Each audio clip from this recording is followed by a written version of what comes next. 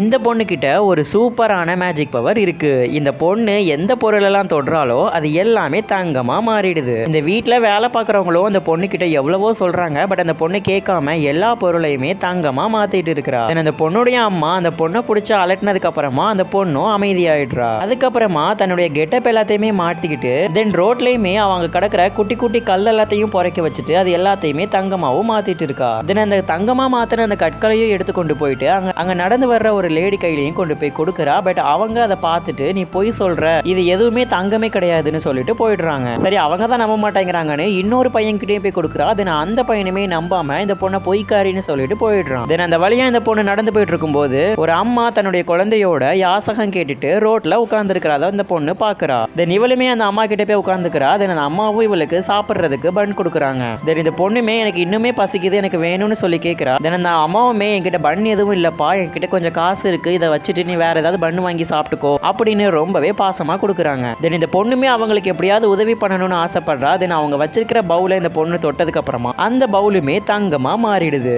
இதுக்கப்புறம் என்னாச்சுன்னு பாக்குறதுக்கு முன்னாடி இந்த விஷயங்களெல்லாம் பார்த்ததும் அந்த அம்மா ரொம்பவே ஷாக் ஆயிடுறாங்க. தென் இது ஒரிஜினல் தங்கம் தானும் ஒத்துக்கிறாங்க. தென் இவங்க 3 பேரும் நேரா கிளம்பி போயிட்டு ஒரு நகைக்கடையில போயிட்டு இந்த தங்கத்தை வித்துட்டு காசா மாத்துறதுக்காக போறாங்க. தென் அங்கேயுமே அந்த நகைக்கடைக்காரர் அந்த பவுலை பார்த்துட்டு இது ரொம்பவே அரியதா இருக்கு, இந்த மாதிரி பொருள்லாம் ஆதி காலத்தில் யூஸ் பண்ணியிருப்பாங்க, ஸோ இதை நான் வாங்கிக்கிறேன்னு சொல்லிட்டு இருக்கிறாரு. இந்த பவுலுக்கு ஈடா நான் உங்களுக்கு 100 மில்லியன் அமெரிக்கன் டாலர்ஸ் கொடுக்குறேன், பட் நீங்கள் இந்த பவுலை என்கிட்ட கண்டிப்பாக கொடுத்துடணும்னு சொல்கிறாரு. இவங்களும் ரொம்பவே சந்தோஷமாக 100 மில்லியன் US டாலர்ஸை வாங்கிக்கிட்டு தன்னுடைய பையனுடைய மெடிக்கல் செலவுக்கு யூஸ் பண்ணுறாங்க.